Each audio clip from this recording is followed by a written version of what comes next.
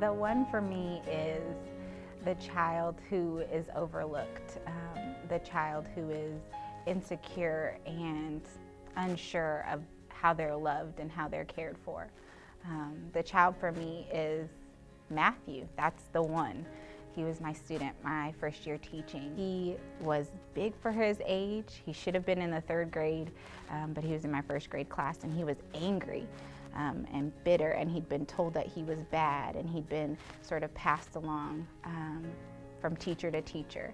There were times when he would do things wrong or make mistakes, and he had anxiety with that. He thought that the world would crash down around him because he made a mistake, and he'd look to me for reassurance, and this big kid running up to me and giving me hugs and just needing someone to let them know that they were loved and cared for.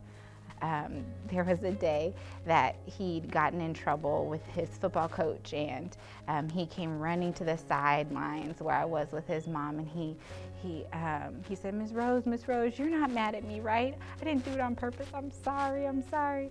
And his mom was like, Matthew, what in the world is this? Why?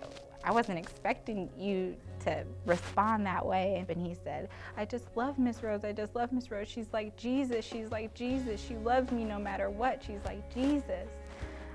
And I mean, he's crying and I'm crying. It was such an emotional, touching moment because I didn't see it as me trying to convert him or me trying to save him so much as me loving him and me showing the love of God to him, the same love that I am filled with every day as I relate with God. I was pouring out to him, and he felt that, knowing that somebody was there to pour into him and didn't have conditions on whether or not he was loved, whether or not he was supported. I had the opportunity just to walk alongside him, watch him grow, pour into him, and love on him. Teach him, but more than that, be involved in his life. When you interact with them, when you relate with them, and you love on them, they internalize that and they grow and they show it to others. And that's what discipleship means to me, pouring into someone else so that they're at an overflow that they can pour into others. Matthew was the one for me.